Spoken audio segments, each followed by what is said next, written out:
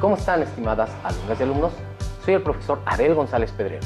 Nos encontramos nuevamente con ustedes en esta sesión de Aprende en Casa 2 de la asignatura de Matemáticas de primer grado. Les recuerdo que soy la profesora Elizabeth Orozco y estamos muy contentos de estar nuevamente con ustedes para dar continuidad a la lección anterior, en la cual aprendimos cómo realizar operaciones con números positivos y negativos. Como lo dijo la profesora Elizabeth, estamos muy emocionados de estar con ustedes y esperamos que se encuentren muy bien en casa y que estas lecciones les sirvan para darse cuenta que las matemáticas son interesantes y divertidas. Antes de comenzar, es importante mencionar que al resolver un problema matemático es fácil confundirse si no llevas un orden.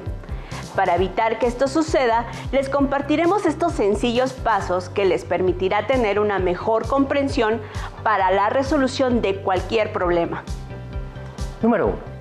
Lo primero que debes hacer es leer con detenimiento para analizar el problema y comprender tanto el contenido como la pregunta. Número 2. De este análisis debes extraer y escribir en tu cuaderno los datos que te permitan llegar a una solución satisfactoria. 3. Con los datos hacemos un planteamiento numérico, eso sí, con claridad y limpieza. 4. Ubica las operaciones necesarias y después resuélvelas. Número 5. Una vez resueltas las operaciones, escribe la solución y no olvides anotar las respectivas unidades. ¡Excelente! Ahora sí, vayamos a revisar el tema de la lección de hoy. En esta lección, reflexionaremos acerca del uso de los números con signo, aplicados en la resolución de situaciones problemáticas en diversos contextos cotidianos. Bien, preparemos nuestros materiales. Vamos a utilizar para esta clase nuestro cuaderno de matemáticas u hojas para escribir, lápiz y goma, colores, regla y, por supuesto, su libro de texto de matemáticas. Anoten dudas, inquietudes o dificultades que surjan al resolver los problemas planteados en esta lección. Verán que muchas dudas podrán irse resolviendo al reflexionar sobre los problemas que iremos mostrando durante la clase y posteriormente podrán utilizar su libro de texto como apoyo para consultar las dudas que hayan quedado.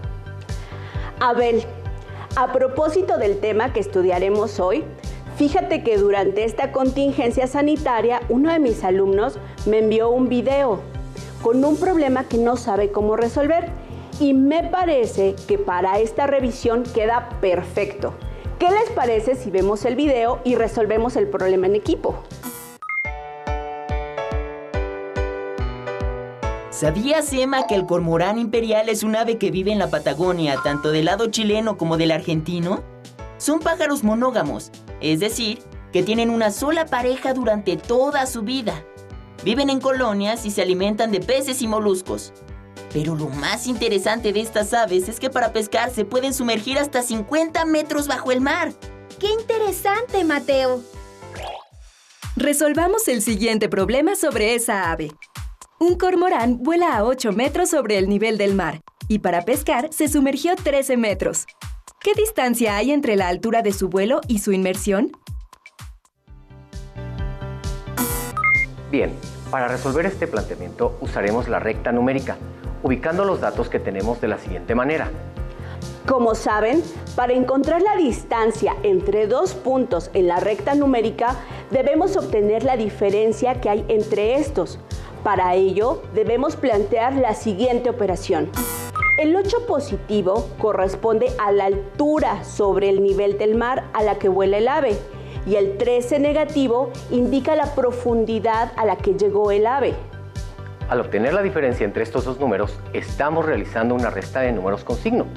Por lo tanto, debemos cambiar el sustraendo por su simétrico. Entonces, al cambiar el 13 negativo por su simétrico, la sustracción de nuestro problema original cambia a una adición. En este caso, el simétrico de 13 negativo es 13 positivo y la operación queda como 8 positivo más 13 positivo y da como resultado 21. Por lo tanto, la distancia que hay entre la altura del vuelo del ave y la profundidad de su inmersión para pescar es de 21 metros. Esto se puede comprobar sobre la recta numérica de la siguiente manera. Como podemos observar, tomamos en cuenta la distancia tanto de vuelo como de inmersión, representadas con una unidad de referencia que es el nivel del mar. Espero que tu alumno haya visto cómo dimos solución al video que te envió. ¿Por qué no vemos un problema nuevo? Abel, las operaciones con números positivos y negativos me hacen pensar en una situación que seguramente conocemos, en donde un grupo de estudiantes decide crear una caja de ahorro muy peculiar, en la cual pueden pedir dinero prestado a la persona que lleva el control del presupuesto, pero con el compromiso de pagar su deuda. Claro, pongámosle nombre a esta persona, Lucía. Para evitar confusiones, Lucía, la alumna que administra, tiene que llevar algún método de registro para tener el control de quienes deben y quienes han pagado. Por supuesto, el tener registrada y ordenada dicha información ayuda a que no haya pérdidas y con ello puedan aprender a administrar su propio dinero. En esta imagen podemos ver el registro que lleva Lucía de los alumnos que deben a la caja y lo que han pagado. Control de registro de Lucía. Tenemos una tabla que en la primera fila tenemos lunes, martes, miércoles, jueves, viernes, con un saldo a favor y un saldo en contra. Tenemos también en la primera columna el nombre de Teresa de primero A, Ricardo de tercero C y Josefina de segundo B. El lunes, Teresa debe 8 pesos con 50 centavos. Ricardo de tercero debe 20 pesos con 50 centavos. Josefina de segundo B debe 12 pesos. Martes, Teresa de primero A paga 10 pesos. Ricardo de tercero C debe 15 pesos. Josefina de segundo B debe 8 pesos. Miércoles, Teresa de primero A debe 9 pesos. Ricardo de tercero C paga 11 pesos con 50 centavos. Josefina de segundo B paga 15 pesos 50 centavos. Jueves, Teresa de primero A paga 15 pesos con 50 centavos. Ricardo de tercero C paga 2 pesos con 50 centavos. Josefina de segundo B paga 2 pesos con 50 centavos. Viernes, Teresa de primero A debe 5 pesos con 50 centavos. Ricardo de tercero C debe 8 pesos. Josefina de segundo B paga 3 pesos. Vamos a calcular si Ricardo de tercero C tiene un saldo a favor o en contra. Para ello, planteamos la siguiente operación. 20.50 negativo más 15 negativo más 11.50 positivo más 2.50 positivo más 8 negativo. En la operación que se está planteando es importante observar que el dinero que Ricardo debe está representado con números negativos, mientras que los números positivos corresponden a lo que paga. Como observamos, en esta operación tenemos números positivos y negativos. Una estrategia que podemos utilizar es sumar por separado los números negativos y positivos. Primero, sumemos los números negativos. 20.50 negativos más 15 negativos más 8 negativos es igual a 43.50 negativos. Ahora sumemos los números positivos. 11.50 positivos más 2.50 positivos es igual a 14 positivos. Por último, podemos sumar estos dos resultados parciales para saber si Ricardo tiene un saldo a favor o le debe dinero a Lucía. 43.50 negativo más 14 positivo es igual a 29.50 negativo. El resultado final es 29.50 negativo. Y si recordamos que estamos hablando de dinero y las unidades son los pesos, entonces Ricardo debe 29 pesos con 50 centavos. Si no llegaron al mismo resultado, puede ser que no hayan colocado correctamente el signo a los números negativos o algún error en operación. Recuerden que cuando sumamos números con el mismo signo, se suman los valores absolutos de los números y el resultado conserva el signo de ambos. Y cuando sumamos números con diferente signo, el valor absoluto del mayor se le resta al valor absoluto del menor y el resultado tendrá el signo del número con mayor valor absoluto. Con este recordatorio que acaba de hacernos la maestra Eli, podemos calcular si la alumna Teresa tiene un saldo en contra o a favor. Hagamos el planteamiento del problema. 8.50 negativo, más 10, más 9 negativo, más 15.50 positivo, más 5.50 negativo. Y sigamos el procedimiento del planteamiento anterior. Así que primero sumamos los números negativos.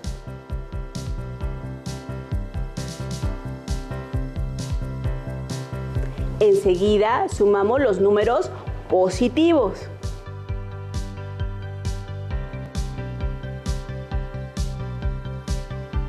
Y como en el ejemplo anterior, por último sumamos los resultados parciales.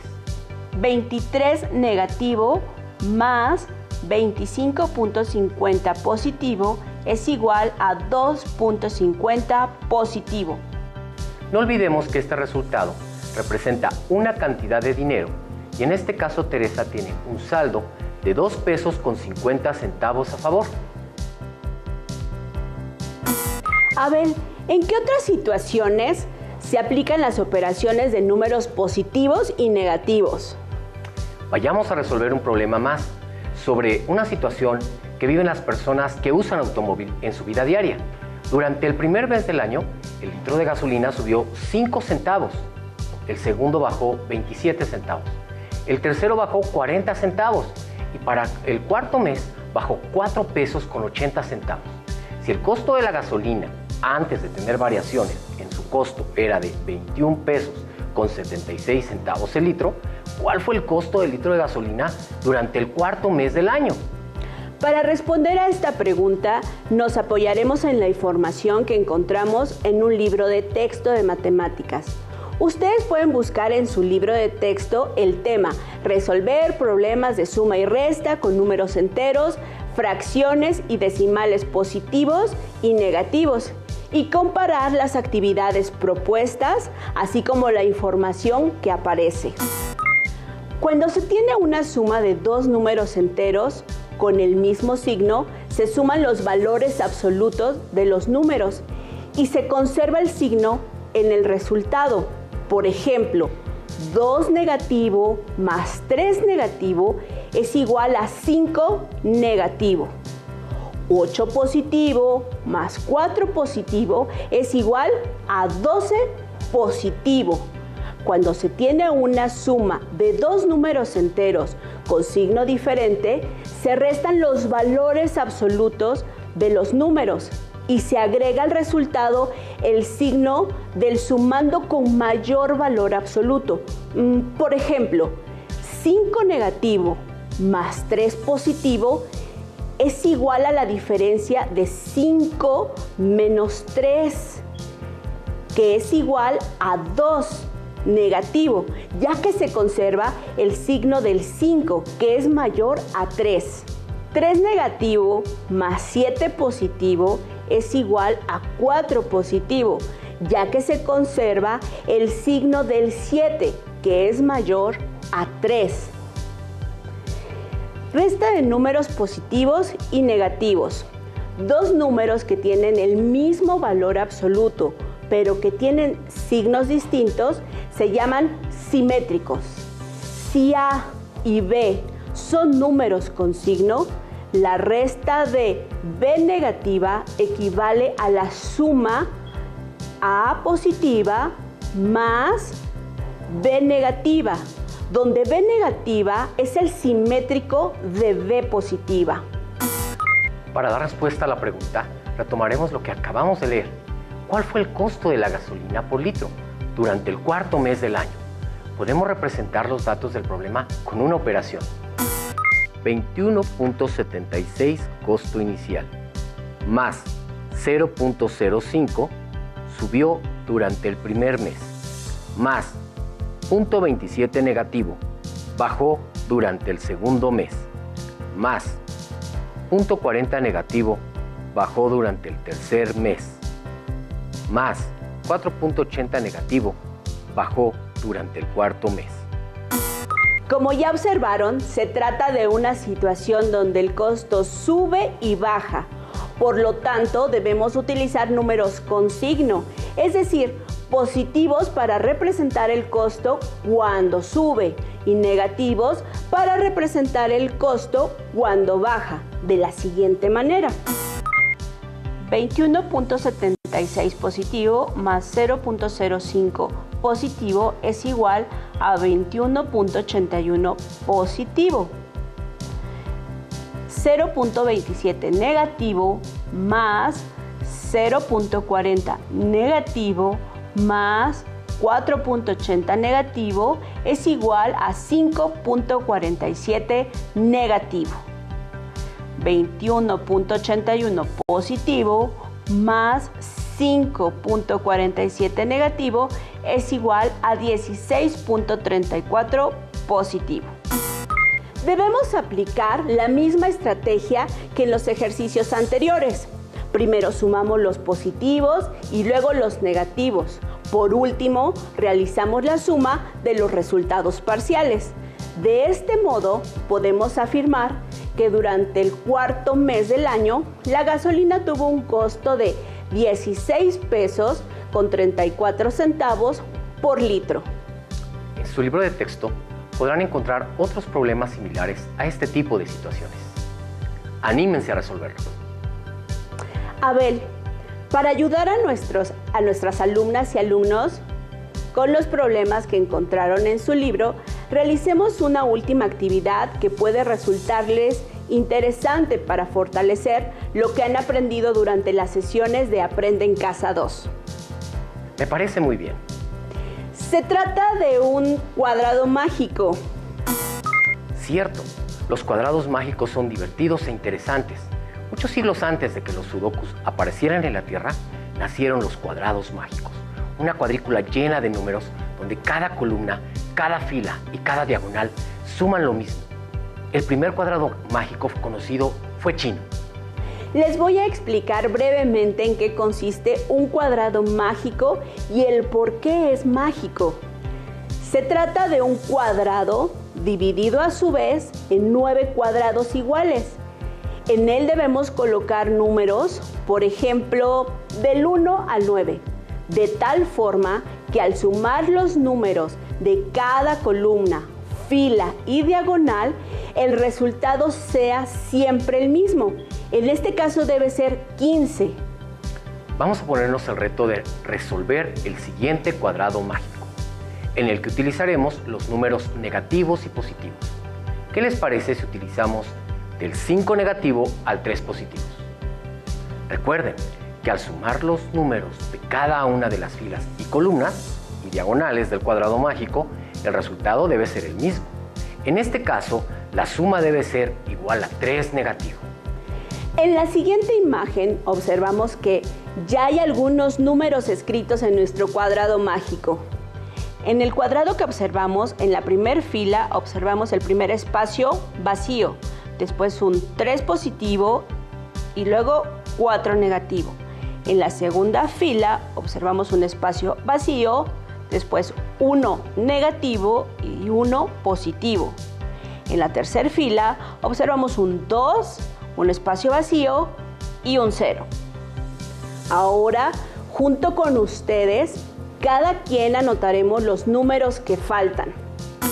Una estrategia que podemos utilizar para encontrar los números que hacen falta en dicho cuadrado mágico es precisamente aplicando lo que hemos visto durante esta lección. Si observan con atención, en la fila 2, la suma de 1 negativo más 1 positivo más el número que hace falta deben dar como resultado 3 negativo.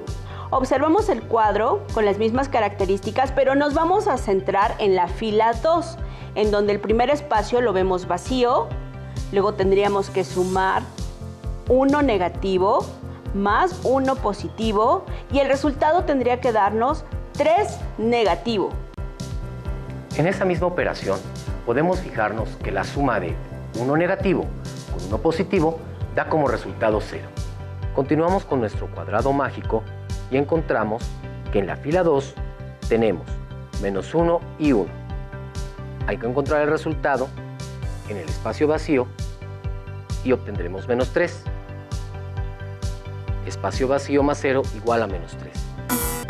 Entonces, ¿cuál es el número que debería ir para que se cumpla la condición del cuadrado mágico del renglón en cuestión? Hemos encontrado nuestro valor faltante en la fila 2, el cual es menos 3. 3 negativo. Perfecto. ¿Verdad que sí se puede? Ya solo nos quedan 2 números por colocar en nuestro cuadrado mágico. 5 negativo y 2 negativo. Con estos números vemos cuál podemos escribir en la fila 3, de tal manera que se siga cumpliendo la condición de nuestro cuadrado mágico. Vamos a la fila 3, en donde vemos un 2 positivo, espacio vacío y un 0. Si observamos con atención, al colocar el 2 negativo y realizar la suma con el 2 positivo y el 0, no se cumple la condición del cuadrado mágico, por lo que únicamente nos queda colocar el número 5 negativo. En la fila número 3, en la columna 2, hemos encontrado el valor de menos 2. Allí obtenemos 2 positivo más 2 negativo menos 0 igual a 0. Como vimos en la diapositiva anterior, el menos 2 no satisface nuestro cuadrado mágico. Entonces optaremos por utilizar el menos 5 en la tercera fila, segunda columna. Y obtenemos 2 positivo más 5 negativo igual a 3 negativo. Entonces sí se cumple la condición. En consecuencia, el número 2 negativo se escribe en el espacio del primer renglón y así concluimos con el ejercicio. Como podemos observar, nuestro cuadrado mágico ha quedado resuelto. En la primera fila queda 2 negativo, 3 positivo, 4 negativo. Segunda fila, 3 negativo, 1 negativo, 1 positivo. Tercera fila, 2 positivo, 5 negativo y 0. ¿Se fijaron que en esta operación encontramos 2 números que son simétricos? Correcto. El simétrico de 1 negativo es 1 positivo y al sumarlos el resultado es 0. De ahí entonces el número que se debe escribir en el espacio vacío y para que se cumpla la igualdad es el número 3 negativo. Como hemos visto en este y en los programas anteriores, los números positivos y negativos se pueden utilizar para describir distintas situaciones de nuestra vida cotidiana. Por ejemplo, los negativos se emplean para representar temperaturas muy frías, mientras que los positivos para representar temperaturas más cálidas. En el caso de los bancos o en la administración de un negocio, los negativos representan pérdidas de dinero y deudas, mientras que los positivos representan los ingresos y ganancias. En esta clase han aprendido a resolver problemas con contextos cercanos, mediante la representación de los datos numéricos positivos y negativos.